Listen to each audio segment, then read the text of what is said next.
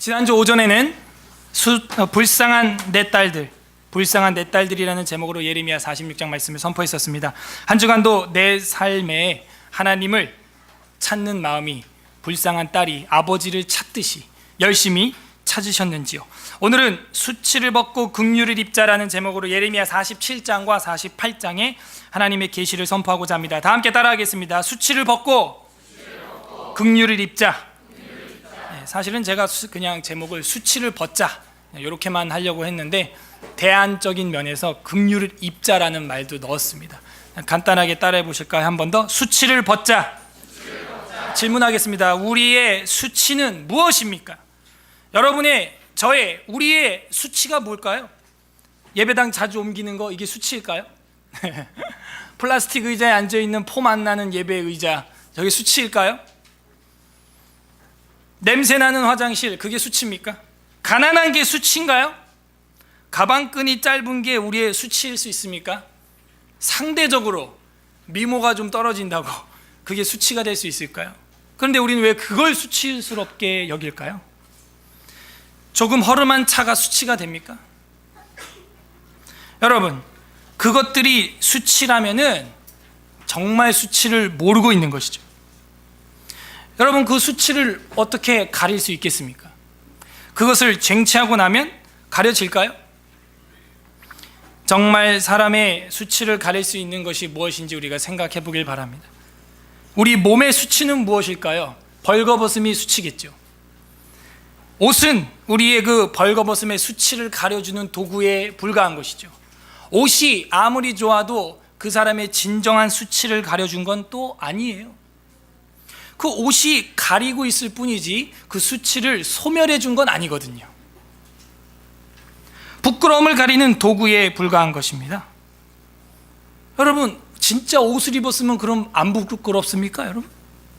지난주에 저는 우리 간사님하고 문태부 형제님하고 저희 집사람보다 더 많이 같이 잠을 자면서 옷을 한번 샀는데 NC백화점에서 28,000원짜리 야상을 팔길래 싸서 셋이 똑같은 걸 맞춰서 입었습니다. 그랬더니 어느 날 갑자기 어디서 만나자 하고 딱 만나는 모임에서 셋이 똑같은 걸 입고 온 거예요. 그랬더니 수치스럽던데요. 아무리 옷을 입고 있어도 수치스러운 거야. 이러려고 우리 똑같은 거 맞췄잖아. 두려워하지 마. 그래, 군인 색깔이거든요. 개구리 색깔, 세벌 똑같이. 그러니까 진짜 옷이 우리의 수치를 가려주는 게 아니라는 거예요. 옷은 부끄러움을 잠시 가려주는 도구이지만 똑같은 옷만 입어도 또 다른 수치가 생긴다는 것입니다. 여전히 부끄러운 거예요. 하지만 그것을 우리는 애써 모른 척하고 이겨보려고 하는 거죠. 옷은 영원히 우리의 죄, 우리의 수치를 가리지 못합니다. 다른 예를 제가 아까 처음에 들었던 그 모든 것도 마찬가지예요. 상대적인 것이죠. 더욱이 이 수치라고 하는 것은 옷을 입고 입을수록 더 부끄러워질 수가 있습니다. 왜냐하면 수치라고 하는 옷을 입으면 그건 또 만천하에 내 수치를 드러내는 거예요. 아무리 좋은 프라다 운동화를 신고 있어도 그게 수치가 될 수 있는 겁니다. 아무리 좋은 옷을 입고 있어도 그게 만천하에 제일 비싼 옷인데도 수치가 되는 거예요. 오늘 성경 본문에서는 교만과 거만과 오만과 자랑이라고 하는 옷을 입고 있는 모압 나라에 대하여 그것이 너의 수치의 옷이라고 말하고 있어요. 교만한 것이죠. 그 옷은 아무리 비싼 옷이라고 할지라도 누가 봐도 수치스러운 거예요. 그들의 결말은 결국 파멸로 가고 맙니다. 부디 오늘 말씀을 통해서 예수 그리스도로 우리의 영원한 수치를 가리움받는 성도님들 되시기를 간절히 소망합니다. 사실은 이제 우리가 지난주 46장까지 봤고요. 오늘 47장부터 봐야 되는데 제가 48장부터 본문을 읽었죠. 왜냐하면 47장이 너무 짧아서 또 이것만 읽으면은 이것만 하고 끝나나 오해하실까봐 애당초 그런 오해를 없애기 위해서 48장 1에서 7절까지 읽었고요. 오늘 대화 설교는 47장 1절부터 봐야 됩니다. 그래서 읽은 건 48장이지만 47장부터 설교를 해야 됩니다. 저희 교회는 창세기부터 한 장도 빠짐없이 설교를 하는 교회죠. 자, 47장 1절. 바로는 이제 이집트의 파라오를 말하는데 한국말로 이제 음역할 때 바로가 됐죠. 가사를 치기 전에, 가사는 이 아짜라고 하는 히브리어인데 지금은 가자라고 돼가지고 가자지구 뉴스에 가끔 나옵니다. 그 가자지구를 말하는 거예요. 그래서 그 가사를 치기 전에, 이집트 바로 왕이 블레셋 가사를 치기 전에 이야기를 합니다.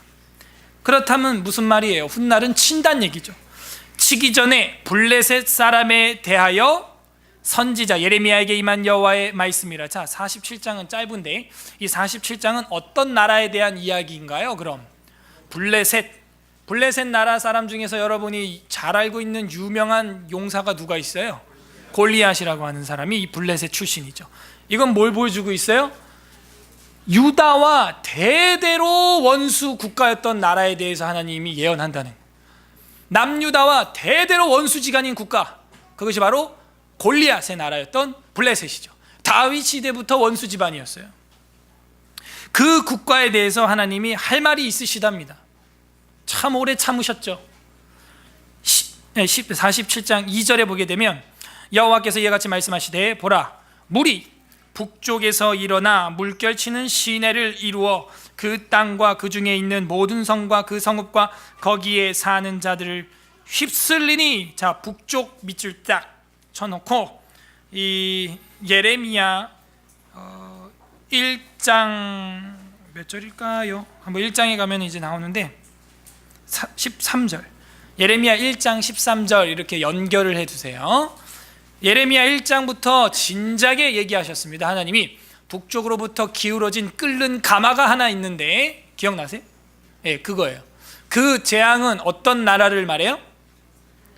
어떤 나라? 북쪽으로부터 쓰러지는 어떤 나라? 잘 모르겠죠. 바벨론을 일컬어서 북쪽에서 일어나는 물결치는 시내라고 말하고 있어요. 그런데 언제라고요? 애굽이 블레셋을 치기 전의 이야기다 이렇게 하고 있어요. 그럼 우리가 이거를 시점이 막 헷갈려요. 그러면은 블레셋이 망하기 전에 북쪽으로부터 기울어졌던 가마솥에 해당하는 바벨론이 먼저 한 대 때리고 그 다음 바로가 블레셋을 때려서 끝장을 냈나? 우리가 그렇게 생각할 수 있는데 순서가 그렇지 않습니다. 순서가 어떻게 되냐면 바로가 먼저 블레셋을 쳐요. 이집트가 공격을 합니다. 그게 BC 한 600년 정도, 8년 정도 돼요. 그때쯤에 치고 그 다음에 북쪽으로부터 기울어진 재앙이 되는 바벨론이 BC 604년경에 침으로써 완전히 블레셋을 점령하게 되죠. 그래서 그 순서가 그렇게 되는 건 우리가 알고 봐야 되는데, 예언이 임한 시점은 블레셋이 치기도 전이라는 거죠. 그 예언이에요. 지금 예언받은 시점은 그들 전이다 하는 걸 우리가 알면 시점이 헷갈리지 않습니다. 다시 정리하면 바로가 먼저 블레셋을 치고 그 다음에 북쪽에서 기울어지는 끓는 가마와 같은 바빌론이 쳐서 블레셋 골리앗 나라를 무너뜨린다는 거죠. 그러나 이 예언을 받았던 시기는 그 블레셋이 먼저 애굽한테 당하는데 그 애굽이 치기도 전이라는 겁니다. 이해되셨어요? 네, 다행입니다. 자, 3절 아직 2절 읽다 말았습니다. 북쪽에서 일어나 물결치는 시내를 이루어 그 땅과 그 중에 있는 모든 것과 그 성읍과 거기에 사는 자들을 휩쓸리니 사람들이 부르짖으며 그 땅 모든 주민이 울부짖으리라. 그래서 북쪽으로부터 재앙이 내려오는데 그건 바로 바벨론 군대구나. 3절, 군마의 발굽 소리와 달리는 병거바퀴가 진동하는 소리 때문에 아버지의 손맥이 풀려서 자기의 자녀를 돌보지 못하리니. 지난주에 우리가 불쌍한 내 딸들이라는 제목으로 설교를 하면서 아버지의 심정에 대해서 우리가 공부를 했었는데, 아버지가 손맥이 풀려서 자기 자녀를 돌보지 못할 정도로 재앙이 임한다는 거예요. 어지간하면 아버지가 그 자녀를 돌보려고 애를 쓰지 않습니까? 그런데 아버지도 당황할 정도로의 침략이 일어나서 자기 생명 부지하게도 자기 코가 석자라 내 자식 신경 쓸 겨를 없을 정도로 도망을 가야 되는 아주 비참한 참상을 말해주고 있어요. 보통 부모님들은 그러죠. 차라리 내가 아팠으면, 차라리 내가 죽고 네가 살았으면, 뭐 그런 마음을 갖는데 그런 상황이 아니라는 거예요. 아비가 어미가 나 먼저 살아야겠다 할 정도로 굉장히 다급한 침략이 일어나는데, 그게 어떤 나라로 인해서? 북쪽으로부터 오는 바벨론이라고 하는 무시무시한 칼, 그 칼로 인해서 재앙이 임한다는 거예요. 충격적이죠. 아버지의 손맥이 풀려서 자기의 자녀를 돌보지 못할 만큼 긴박한 상황이라는 거죠. 비참한 상황이라는 것이죠. 4절, 이는 블레셋 사람을 유린하시며, 이 유린한다라고 하는 쏴다드라고 하는 히브리어는요, 망친다, 멸한다, 영어로 하면 뭐 destroy 뭐 이런 단어예요. 그래서 이 유린한다, 우리 유린한다라는 말은 이게 우리가 잘 안 쓰는 단어인데, 그 권리나 인격을 짓밟아 버린다 뭐 이런 뜻이에요. 그래서 유린한다, 유린하시며 두로와 시돈에 남아있는 바 도와줄 자를 다 끊어버리시는 날이 올 것입니다. 무슨 얘기냐면 자꾸 도와줄 사람들을 찾아다니는데 그걸 전부 다 영어로 보면 cut off, 전부 다 끊어버리고 꺼버릴 거라는 거예요. 하나님이 절대 도움을 받지 못할 상황으로 탁 잘라버린다는 거예요. 끊어버리시는 날이 올 것입니다. 여호와께서 갑돌섬에 남아있는 블레셋 사람을 유린하시리라. 자, 유린이라는 말이 지금 2번 나왔죠. 그러니까 이거는 확실히 망치고 멸하고 짓밟아 버리겠다라고 하는 하나님 의지가 들어있는 것이죠. 5절, 가사는 대머리가 되었고, 자, 이거는 머리숱이 없다는 이야기가 아니고요, 머리숱 없는 게 뭐 죄가 아니지 않습니까? 엘리야도 엘리사도 머리숱이 없었고 뭐 그렇습니다. 그래서 이 대머리가 된다는 얘기는 뭐냐면 슬퍼서 자기 머리를 자기가 밀어버리는 애통의 표현. 우리도 가끔 뭐 노사분규하거나 데모하는 어르신들 보면 삭발식 이런 거 하죠. 어제도 했는가 모르겠지만 그 추운 날, 아무튼 삭발을 한다는 얘기는 바로 자기의 애통을 극도로 표현하는 거죠. 지금 내 얼굴 관리할 그게 아니야 지금 하면서 나 이만큼 슬퍼, 그걸 이렇게 표현한 거예요. 그래서 가사는 대머리가 되겠고, 아스글론과 그들에게 남아있는 평지가 잠잠하게 되었나니, 이 잠잠하게 됐다는 얘기는 말문이 막혔나니 이런 뜻이에요. 그래서 잠잠하게 됐죠. 할 말이 없어 하고 잠잠하게 되었나니 네가 네 몸베기를 어느 때까지 하겠느냐. 이게 무슨 소리야, 몸을 벤다니. 그러니까요, 너무 고통스러우니까 자기 몸을 자기가 자해를 하면서 바알 신상을 섬겼던 제사장들처럼 자기 몸을 해한다는 거예요. 몸을 상처를 내면서 비통해한다는 것이죠. 그만큼 고통스러운 날이 임한다는 거예요. 삭발식에다가 자기 몸에 상처를 내는 비통해하는 행위까지, 이것을 우리가 생각하면 얼마나 진노가 셌는지 알 수가 있습니다. 그리고 6절에 오라 여호와의 칼이여. 자, 여호와의 칼이라고 별명이 붙은 나라가 있어요. 어떤 나라라고요? 그 바벨론이에요. 그건 이제 에스겔서에서도 우리가 정확히 보게 될 거고, 여기뿐만이 아니고 이 여호와의 칼이다라고 하는 표현이 같은 예레미야 12장 12절에도 나온다는 겁니다. 아, 여호와의 칼 하면은 바벨론, 딱 이렇게 문제를 풀면 되겠어요. 여호와의 칼이여, 네가 언제까지 쉬지 않겠느냐.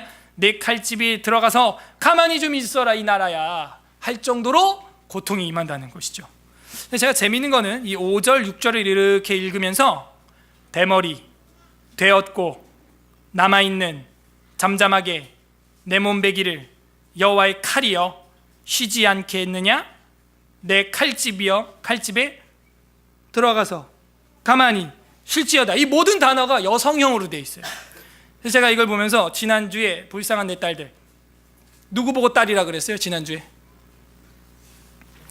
여러분 표정이 저 아닌데요? 뭐 이런 표정이신데, 누가요? 불쌍한 딸이라고요? 애굽, 지난주 애굽을 보고 내 딸이여 처녀 딸이여 처녀 딸 애굽이여 그랬잖아요. 하나님은 이스라엘 유대인만 사랑하는 게 아니고 이방 나라도 그렇게 딸 아끼듯이 사랑한다는 거예요. 근데 여기 보니까 애굽뿐만이 아니고 지금 47장은 어떤 나라에 대한 멸망? 블레셋도 하나님 그렇게 사랑하시고, 칼로 쓰고 있는 바빌론도 딸처럼 여성형으로 쓰고 있다는 거예요. 다 하나님이 사랑하는 거죠. 이거는 구약의 축에 걸려요. 구약의 축이 뭐예요? 출애굽기 19장 5절 6절 뭐예요? 세 개가 다 내게 속하였나니 너희가 내 말을 잘 들으면 내게 대하여 제사장 나라가 될 거다. 그러니까 세 개를 다 하나님은 사랑하신다는 말이에요. 이방 나라는 무조건 다 죽어야 돼, 그런 하나님이 아니라는 거죠.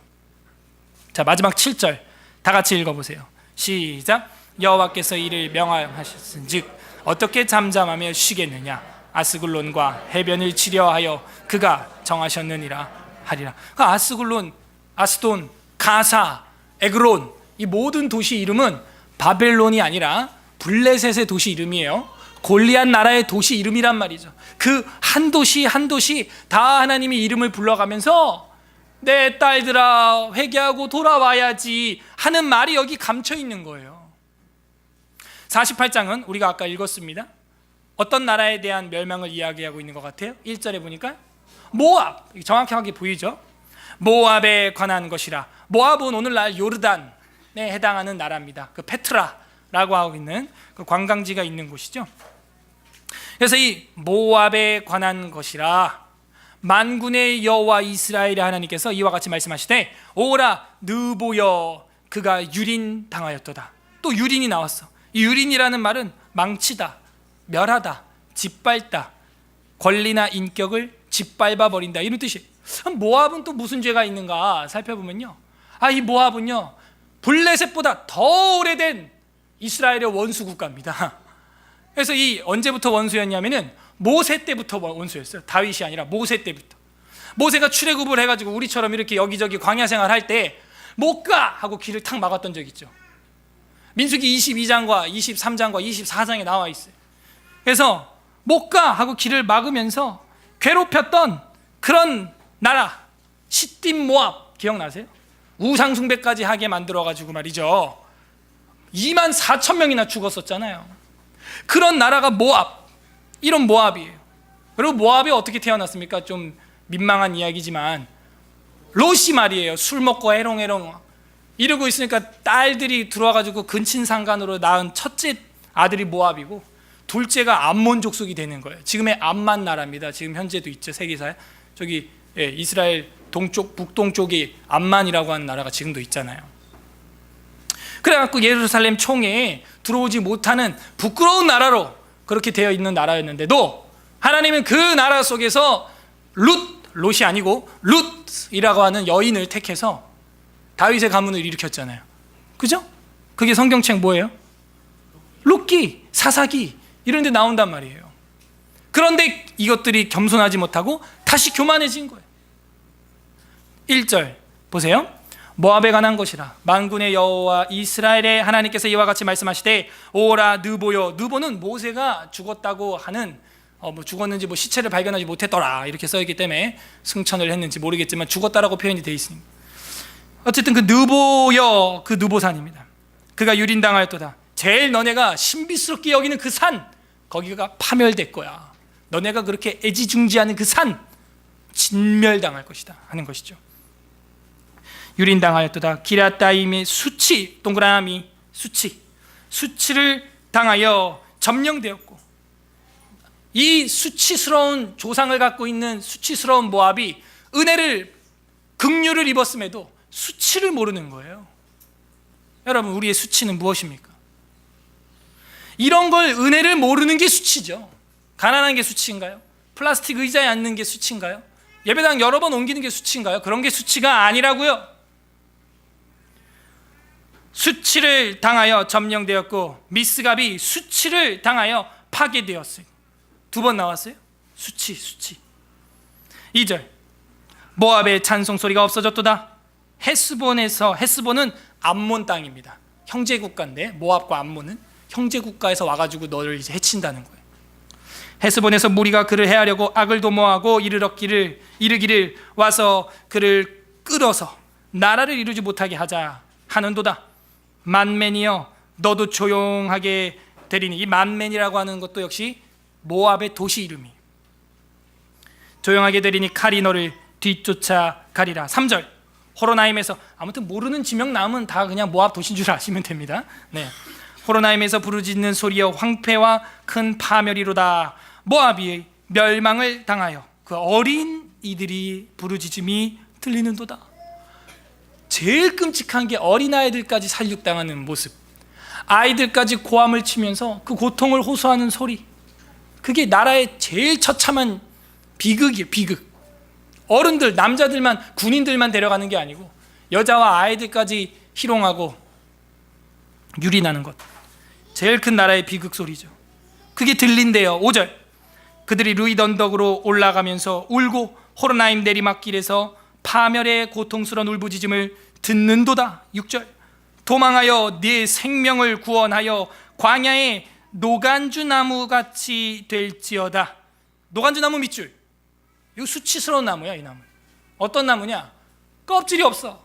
그냥 소갈맹이가, 이게 히브리어로 봤더니 알로에르 이렇게 돼 있어요. 알로에. 그 알로에과처럼 생긴 나무 아니냐 하는 게 제 추측이에요. 아무튼 그렇게 민둥민둥 생긴 그런 나무예요. 마치 사람이 벌거벗은 것 같이 껍질이 없는 그런, 히브리어 헬라어로 알로에로 이렇게 돼 있어요. 이게 알로에르, 벌거벗은이라는 뜻입니다. 히브리어로는 벗겨진 나무, 그 노간주 나무와 같이 너는 지금 옷은 멋있는 거 입고 있는데 수치스럽다 이거예요. 우리는 무엇이 그렇게 수치스러울까요? 7절, 네가 네 업적과 보물을 의뢰함으로. 업적도 있고 보물도 있는데 그럼 수치스럽지 않을 것 같은데 여호와 하나님 눈으로 볼 땐 수치 덩어리고 노간주 나무 같다는 거예요. 하는 거 보면 우리도 그럴 수 있어요. 모든 걸 갖추고 입은 것 같은데, 보물도 있고 권력도 있는 것 같은데 하나님을 볼 땐 너 노간주 나무 같아 지금, 이렇게 말할 수 있다는 거죠. 우린 뭐가 수치스러운 거예요? 7절, 네가 네 업적과 보물을 의뢰함으로 너도 정복당할 것이요. 그모스 밑줄, 그모스는 이게 수치스러운 건데, 그모스는 그의 제사장들과 고관들과 함께 포로되어 갈 것이라. 모압이 최고로 섬기는 우상신 케모시라고 하는, 그모스라고 하는 신은 그 이름 뜻이 뭐냐면 정복자, 힘센 자, 권력자 이런 뜻이에요. 그래서 힘이 셌죠. 근데 하나님이 볼 땐 수치라는 거예요. 그게. 교회가 권력이 너무 세도 수치예요. 여러분, 우리가 수치스러운 줄 알아야 돼요. 부끄러운 줄 알아야지. 부끄러운 줄 알아야 돼요. 여러분, 시험 합격했습니까? 부끄러운 줄 아셔야죠. 누군가 짓밟아 올라간 거 아닙니까 지금? 누군가 울고 있을 거 아니야, 떨어져가지고. 여러분, 재수 안 하고 한 번에 붙었다고? 부끄러운 줄 아셔야지. 누구는 지금 육수하고도 못 올라가고 있는데 부끄러운 줄 아셔야지. 사업이 번창한다고? 부끄러운 줄 아셔요. 수치예요. 누구는요, 그렇게 성실하게 피땀 흘려 새벽같이 일을 해도요 번창이 안 되는데, 조금 했는데 대박이 났다고? 부끄러운 줄 아셔야죠. 부끄러운 줄 아셔야죠. 근데 우린 그거를 자랑의 옷으로 입고 뻐기고 다니는 거예요. 나 봐라 이러면서. 수치입니다. 모압의 수치예요. 케모시의 수치예요. 8절, 파멸하는 자가 각 성읍에 이를 것인즉 한 성읍도 변하지 못할 것이며 골짜기가 멸망하였으며 평지는 파멸되어 여호와의 말씀과 같으리로다.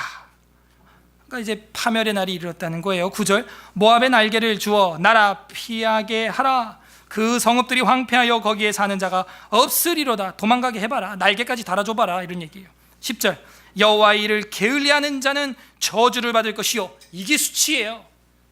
여호와의 일은 생각하지 아니하고 케모시의 일만 생각하고 정복하고 번성하고 창성하고 이런 결과론적 삶, 결과만 중시되는 삶, 과정은 무시하고, 그것은 여호와의 일을 게을리하는 거라는, 저주를 받을 것이래요.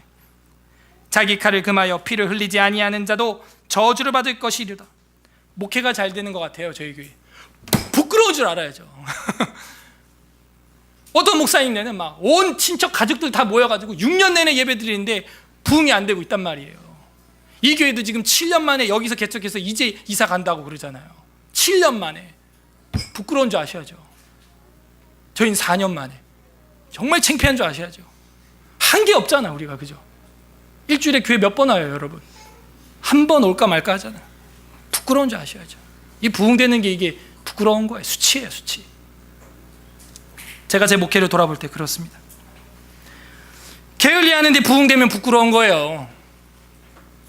11절 모압은, 자 이제 소달락을 제가 말씀 안 드렸는데 48장 1절에서 10절까지가 모압의 우상심판이에요. 케모스, 그모스, 그게 수치라는 거예요. 수치.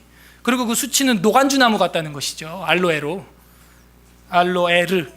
그 다음에 이 11절부터 25절까지는 그 수치가 뭔지 다시 한번 찍는데 그게 바로 케모시, 그게 이제 수치라고 다시 한번 본론을 이야기해요. 11절 좀 빨리 읽을게요. 좀 길어서 오늘.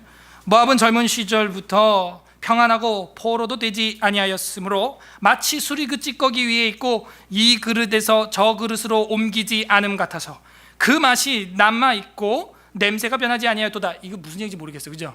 무슨 얘기냐면요, 술이 한 번도 다른 통으로 옮겨진 적이 없는 술이래요. 이 말은 뭐냐면 다른 나라로 포로로 잡혀가 봐서 담겨져 있었던 적이 있다 없다? 없다. 어떤 나라가? 모압이. 한 번도 하나님이 건드리지 않았대요.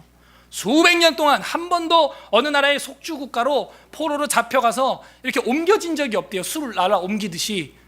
그래서 찌꺼기가 아직도 그름이 다 가라앉아 있어갖고 아직도 냄새가 나는 그런 오래된 술과 같은 나라. 근데 이것도 풍자한 거 아시죠? 모압이 어떻게 태어났다고요?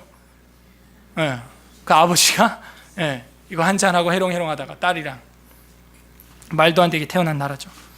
12절 그러므로 여호와께서 말씀하시니라 날이 이르리니 내가 술을 옮겨 담는 사람을 보낼 것이야. 그게 바벨론이에요.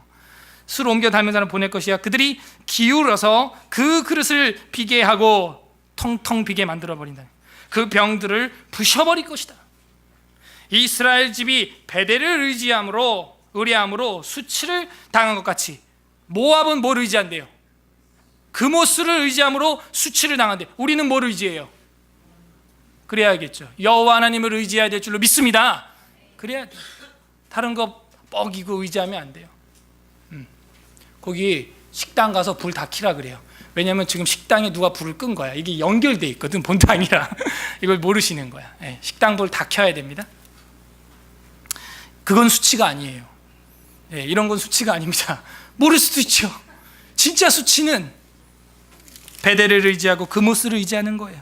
14절 너희가 어찌하여 말하기를 우리는 용사요 능란한 전사라고 뻐기냐. 용사고 전사고 케모시 정복자라는 거예요. 15절 만군의 여호와라 일컫는 왕께서 이같이 말씀합니다. 말하노라. 이거 어디서 많이 보던 문장인데 지난주 46장 18절에도 나왔던 거죠. 46장 18절에도 만군의 여호와라 일컫는 왕이 이르시되 그랬죠. 진짜 우리가 의지해야 될 것, 정말 우리가 수치를 모면할 수 있는 것은 만군의 여호와라 일컫는 왕이신 여호와를 의지하는 거죠. 그모스와 베델을 의지하는 게 아니고요. 다시 15절 만군의 여호와라 일컫는 왕께서 이같이 말하노라. 모압이 황폐하였도다. 그 성읍들은 사라졌고 그 선택받은 장정들은 내려가서 죽임당하니 모압의 재난이 가까웠고 그 고난은 속히 닥치리로다. 17절 그의 사면에 있는 모든 자여 그의 이름을 아는 모든 자여 그를 위로하며 말하기를 어찌하여 강한 막대기 아름다운 지팡이가 부러졌는고 할지니라. 왜 부러졌겠어요? 너무 의지하니까 부러지죠. 그죠? 지팡이가 여러분 적당히 의지하고 가야 이게 지팡이지. 거기 그냥 힘을 꽉 줘봐 지팡이 휘어 부러져요 그냥. 너무 의지했어요. 아름다운 지팡이를. 18절 디본의 도시 이름이에요. 디본에 사는 딸아 내 영화에서 내려와 메마른 때에 앉으라. 모압을 파멸하는 자가 올라와서 너를 쳐서 내 요새를 깨뜨렸음이로다. 아로엘에 사는 여인이여. 여자래 여자. 또 딸이래요 딸. 여인이여 길 곁에 서서 지키며 도망하는 자와 피하는 자에게 무슨 일이 생기는지 물을지어다. 20절 모압이 패하여 수치 밑줄 수치. 아까 그 13절에도 수치 나왔었고 그죠? 1절에도 수치가 나왔었고 뭐 노간주 나무도 수치라는 뜻이고 벌거벗은 거니까. 48장이 지금 무엇을 이야기하고자 하는지 지금 전체 맥락이 보이지 않습니까? 20절 모압이 패하여 수치를 받나니 너희는 울면서 부르짖으며 아르논가에 이르기를 모압이 황폐하였다 할지어다. 심판이 평지에 이르렀나니 곧 홀론과 야사와 마베앗과 다 도시 이름이여 디본과 느보와 벳디불라다임과 기랴다임과 벳가물과 벳무온과 그린용과 보스라와 모압 땅 원근 모든 성읍에로다. 모압의 뿔이 잘렸고, 뿔은 이제 영광을 이야기하거든요. 권위, 영광, 뿔. 여호와는 나의 뿔이시오, 이런 시편이 있죠. 그 잘렸다는 거예요.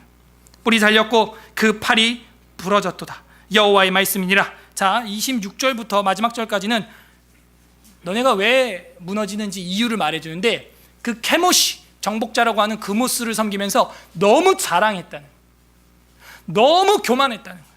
너무 오만하고 너무 자기를 드러냈다는 거예요. 부끄러운 줄 알아야죠. 그게 이제 26절에서 말하고 있어요. 끝까지.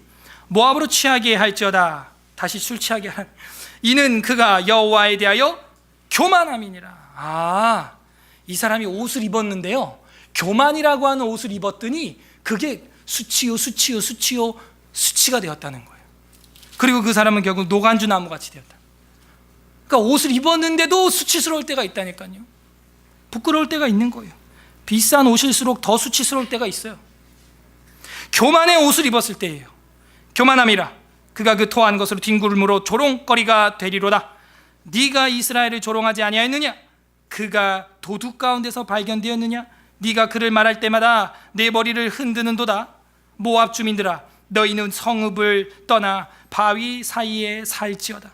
출입문 어기 가장자리에서 깃들이는 비둘기같이 할지어다 하면서, 모압이 이제 한 비둘기가 문 구석에서 사는 것처럼, 지붕 위에 구석에 사는 것처럼 너네 한 변방으로, 그렇게 구석으로, 작은 나라로 미약해지라는 얘기죠. 29절 다 같이 한번 읽어보겠습니다. 29절 시작. 우리가 모압의 교만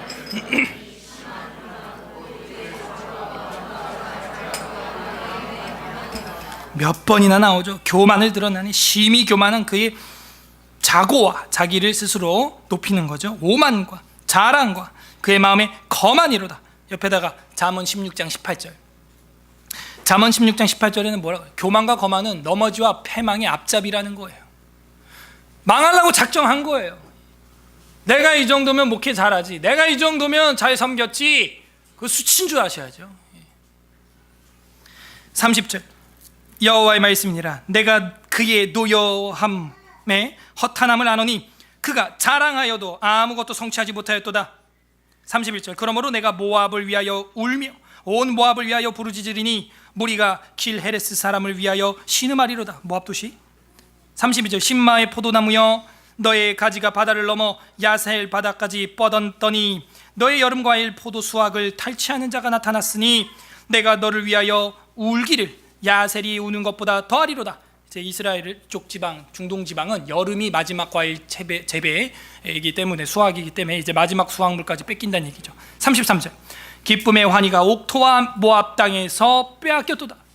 내가 포도주가 끊어지게 하리니 외침에 밟는 자가 없을 것이라. 이제 추수의 기쁨을 뺏어가는 거죠. 그 외침은 즐거운 외침이 되지 못하리로다. 34절 헤스본에서 엘르알레를 지나 야스까지와 소알에서 호로나임을 지나 에글라셀리시아에 이르는 지역에 사는 사람들이 소리를 내어 부르짖음은 니무림의 물도 황폐였음이로다.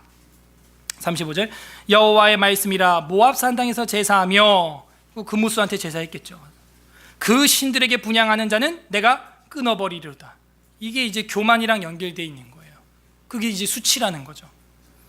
36절 그러므로 나의 마음이 모압을 위하여 피리같이 소리내며 나의 마음이 길 헤레스 사람들을 위하여 피리같이 소리를 내나니 이는 그가 모은 재물이 없어짐이라. 피리는 슬플 때, 이제 장사 지낼 때 부릅니다. 애통할 때. 그와 같이 된다는 거예요. 37절 모든 사람은 대머리가 되겠고, 앞에서 공부했죠. 이거는 저거 삭발을 하는 애통의 표현. 모든 사람이 수염을 밀었고, 똑같은 표현. 손에 칼자국이 있고 자해한다 그랬죠. 허리에 굵은 배가 둘렸고 모압의 모든 지붕과 거리 각처에서 슬피 우는 소리가 들리니 내가 모압을 마음에 들지 않는 그릇같이 깨트렸습니다. 여호와의 말씀이니라. 여러분도 마음에 들지 않는 그릇, 이빨 나간 그릇 어떻게 해요? 바로 가서 깨트려 버립니다. 신문지에 싸서 깨트리든 깨트려 버리는 거예요. 교만한 그릇이 된 거예요. 39절 어찌하여 모압이 파괴되었으며 어찌하여 그들이 애곡하는가? 모압이 부끄러워서 등을 돌렸도다. 그런즉 모압이 그 사방 모든 사람을 모든 사람의 조롱거리와 공포의 대상이 되리로다. 이는 여호와의 말씀이니라. 보라, 그가 독수리같이 날아와서 모압 위에 그의 날개를 펴리라. 여호와 하나님께서 독수리처럼 날아와서 날개를 핀다는 거예요. 성읍들이 점령을 당하며 요새가 함락되는 날에 모압 용사의 마음이 산고를 당하는 여인 같을 것이다. 그러니까 여자가 아이를 낳는 만큼의 그 부르짖음의 고통이 남자들한테 임한다는 거예요. 끔찍하죠. 42절, 모압이 여호와를 거슬려 자만하였으므로 교만의 옷을 입었어요. 수치예요. 멸망하고 다시 나라를 이루지 못하리로다. 여호와의 말씀이라. 모압 주민아, 두려움과 함정과 올무가 내게 닥치리나니 두려움에서 도망하는 자는 함정에 떨어지겠고 함정에서 나오는 자는 올무에 걸리리니 이는 내가 모압이 벌받을 해가 임하게 할 것임이라. 여호와의 말씀이니라. 도무지 도망 못 갈 거다, 이 얘기죠. 45절, 도망하는 자들이 기진하여 헤스본 그늘 아래에 서니, 헤스본은 암몬 형제 나라거든요. 형제 나라까지 도망을 간대요. 헤스본 그늘 아래에 서니 이는 불이 헤스본에서 나며 불길이 시온 가운데서 나서 모압의 살적과 떠드는 자들의 정수리의 사름이로다. 교만하고 말하고 떠드는 사람들, 그 사람들 살적과 떠드는 자의 정수리 머리 위에 임한다는 거예요. 46절, 모압이여, 네가 화가 있도다. 그모스의 백성이 망하였도다. 알고 봤더니 여호와의 백성이 아니었던 거예요. 여호와 하나님의 딸인데 이 딸이 딴 집 가가지고 딸 노릇하고 있던 거야. 그게 그모스라는 아빠한테 갔던 것이죠. 케모시, 정복자, 교만한 자, 수치죠. 그모스의 백성이 망하였도다. 내 아들들은 사로잡혀갔고 네 딸들은 포로가 되었도다. 이제 여기까지가 이제 왜 명하느냐? 자랑 때문에, 교만함 때문에 하나님은 그 자랑과 교만을 침묵으로 바꿔버리겠다는 거예요. 마지막 절 47절 다 같이 읽어보겠습니다. 시작. 그러나 내가 마지막 날에 모압의 포로를 돌려보내리라. 여호와의 말씀이니라. 모압의 심판이 여기까지니라. 그래서 미약하게나마 살려는 줄 거다. 지금도 살아있잖아요. 암만과 요르단 지역에 그 후손들이 살고 있는 거예요. 하지만 뭐 강국은 아니죠. 지금 참 하나님이요, 마음이 약한 것 같아요. 마지막에 이 한 절을 던져주는 거예요.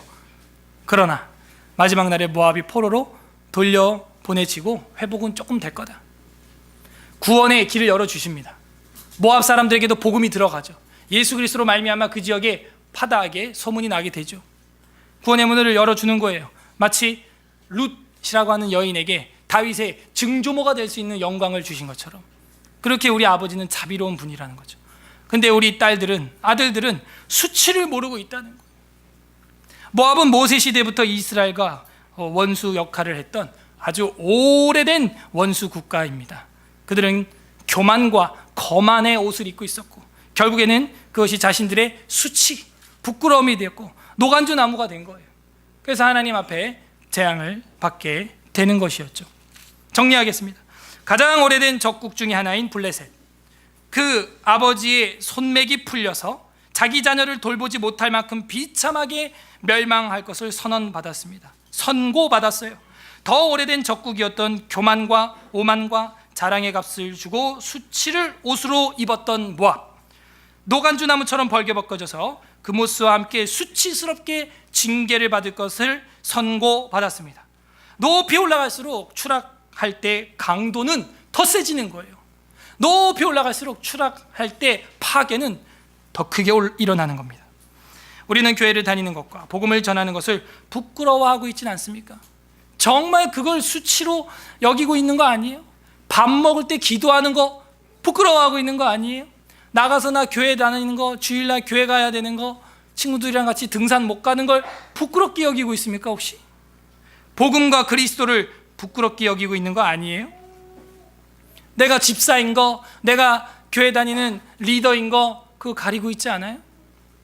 여러분, 그거는 수치가 아닙니다. 정말 수치는 노간주 나무처럼 벌거벗고 있으면서 교만과 오만과 자만으로 옷을 입고 있으면서 나의 외향적인 부귀 영화를 자랑하고 있으면서 그거를 수치로 모르고 있는 쾌모시, 정복자로 살고 있는 거, 그게 부끄러운 거예요. 내가 의지하고 있는 베델이 무엇입니까? 내가 의지하고 있는 그모스는 무엇입니까? 그것을 부끄러워할 줄 알아야 되는 것입니다. 그게 우리의 수치예요. 식기도 할 때, 여러분이 운전할 때, 여러분이 어디 가서 신분을 밝힐 때 기독교인이라는 것을 숨긴다는 건 정말 큰 수치인 것입니다. 관련 구절 보고 마치겠습니다. 이제 설교는 결론을 향해 왔죠. 신약 성경 로마서 9장 26절. 로마서 9장 26절. 로마서 9장 누가복음 보겠습니다. 누가복음 9장 26절. 로마서도 볼 겁니다. 누가복음 9장 26절 신약 성경 마태, 마가, 누가복음 9장을 찾는데 오래 걸리는 게 수치인 것입니다. 네. 그런 걸 수치스럽게 여겨야 돼. 누가복음을 구약에서 찾고 있는 건 큰 수치입니다. 그거는 누가복음 9장 26절 신약성경 107페이지. 우리 다 함께 읽어보겠습니다. 시작. 누구든지 나와 내 말을 부끄러워하며 인자도 자기와 아버지와 거룩한 천사들의 영광으로 올 때 그 사람을 수치스럽게 여길 것이다. 나도 영어로 봐도 shame, 내가 부끄럽게 여길 거야. 그러니까요, 우리가 나가서 어떻게 살아야겠어요? 부끄럽게 여기면 안 돼요. 내 예수 믿는 거 그게 부끄럽으면 교회 다니는 게 부끄럽나요? 그럼 하나님이 우리를 보고 하나님 앞에 우리가 섰을 때 부끄러워하신다는데요. 로마서 1장 16절 보겠습니다. 로마서 1장 16절 뒤로 계속 넘기면 나올 거예요. 로마서 1장 16절 239 페이지. 로마서 1장 16절 별표 3,000개짜리. 우리 다 함께 읽겠습니다. 로마서 1장 16절 시작. 내가 복음을 부끄러워하지 아니하노니 이 복음은 능력이 됩니다. 먼저는 유대인을 그리고 헬라인.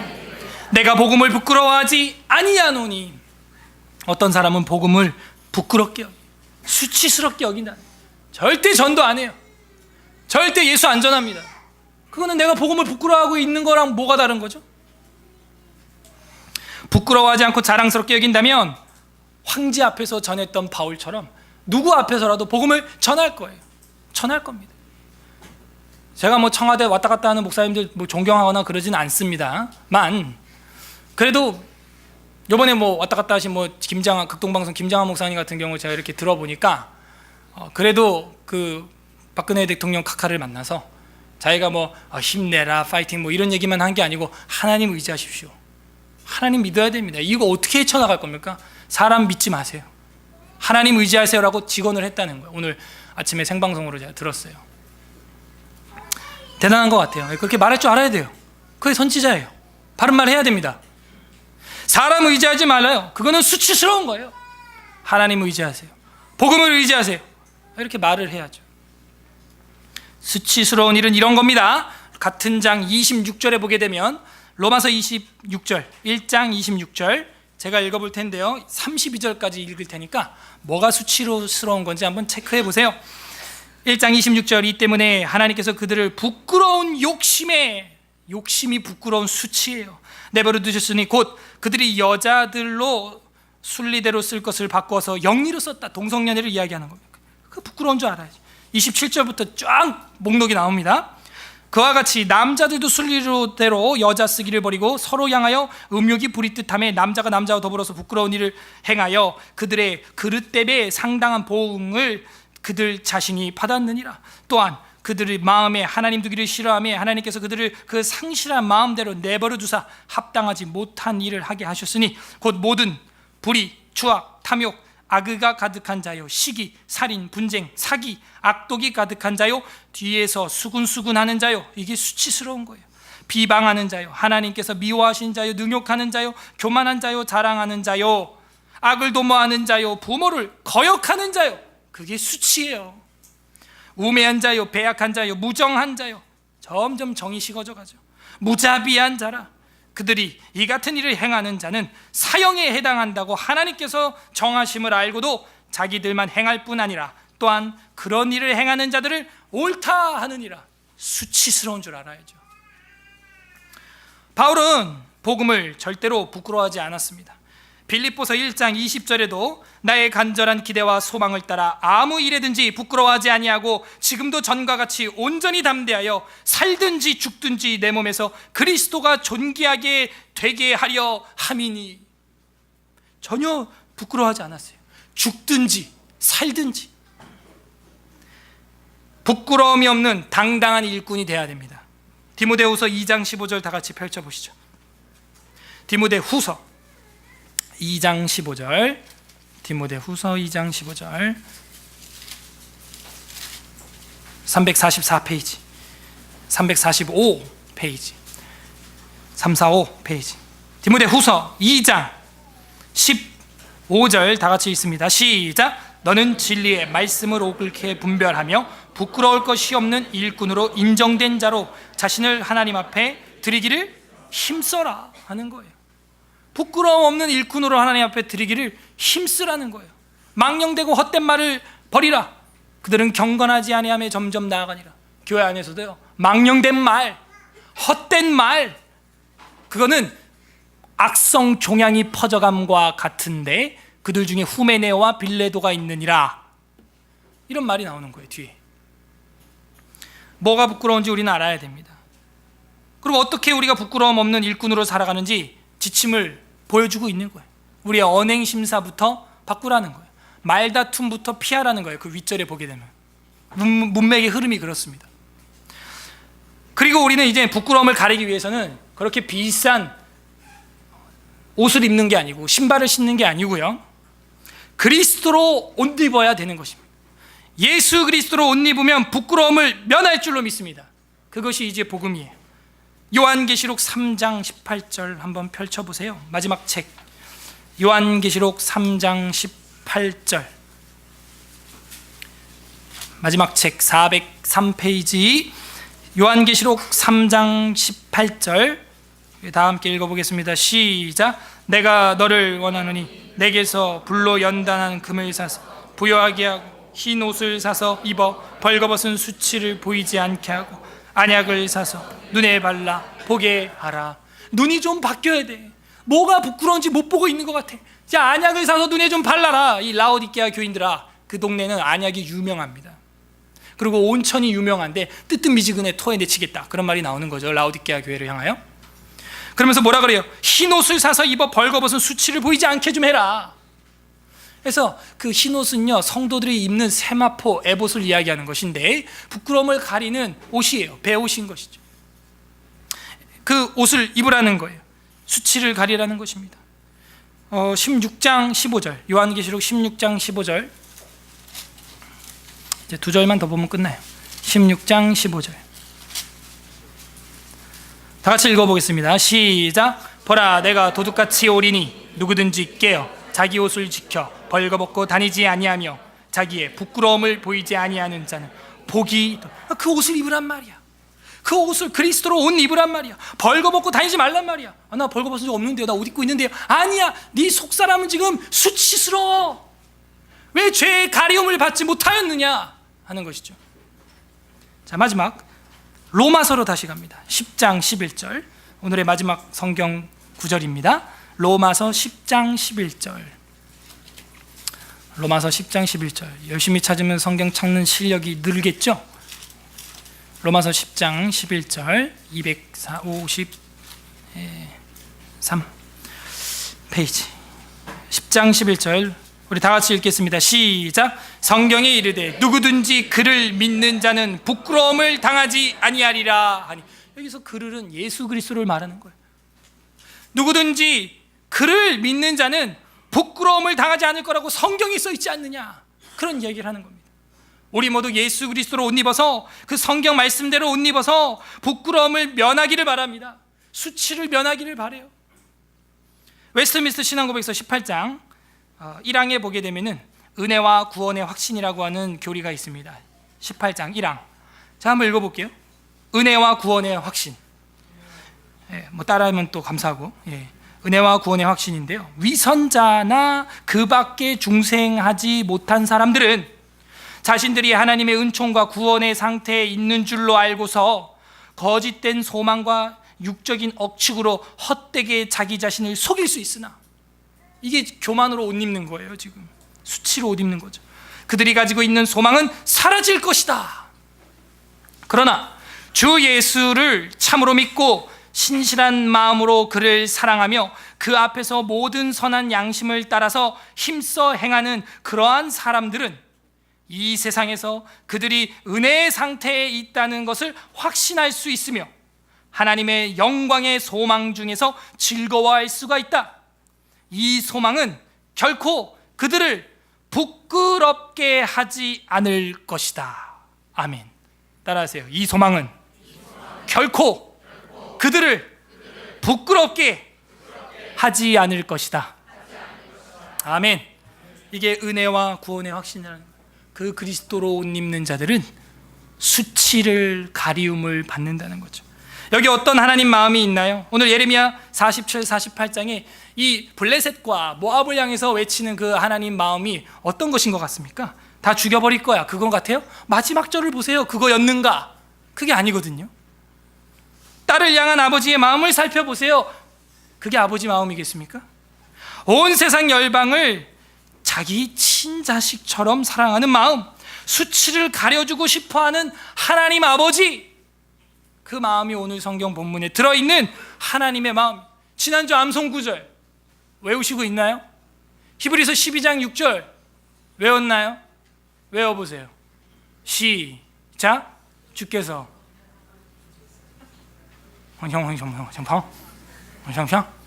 수치스러운 줄 아셔야죠. 우리 매주 외우기로 했잖아요. 예.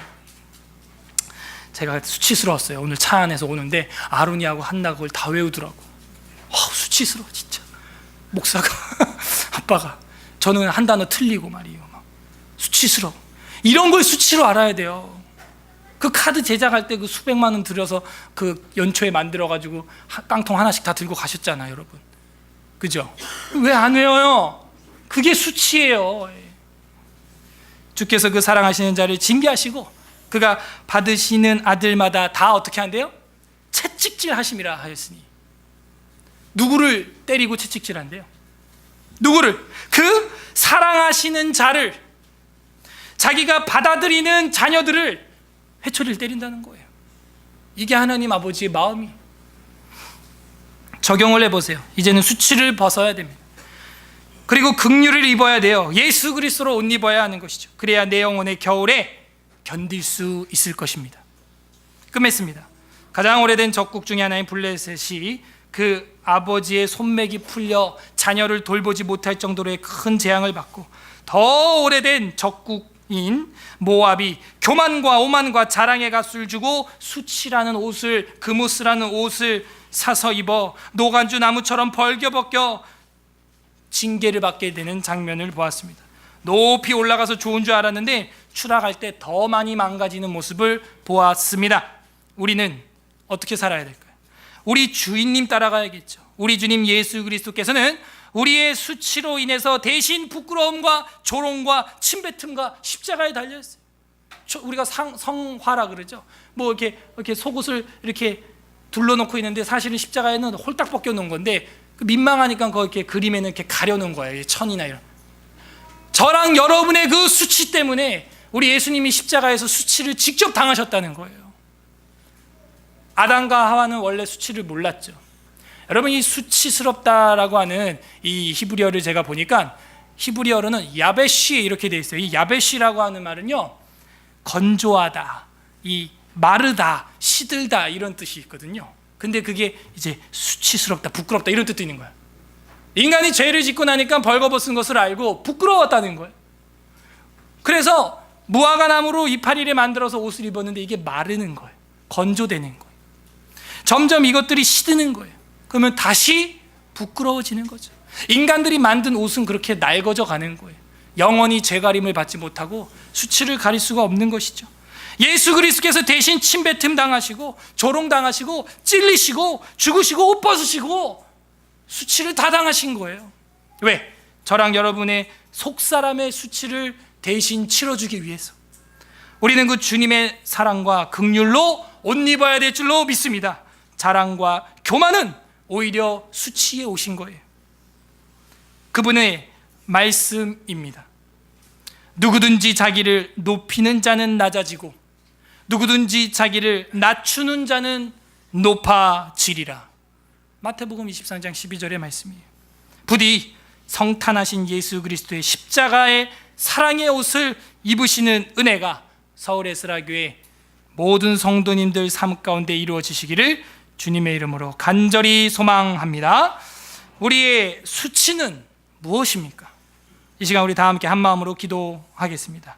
우리 합심해서 기도할 때 첫 번째, 하나님, 교만과 오만과 자랑의 값으로 사입은 옷, 집, 치장한 나의 삶의 캐못이 노간주 나무와 같은 것들임에도 불구하고 자만하고 오만했던 우리의 모습, 하나님 용서하여 주시옵소서. 회개하는 기도를 했으면 좋겠어요.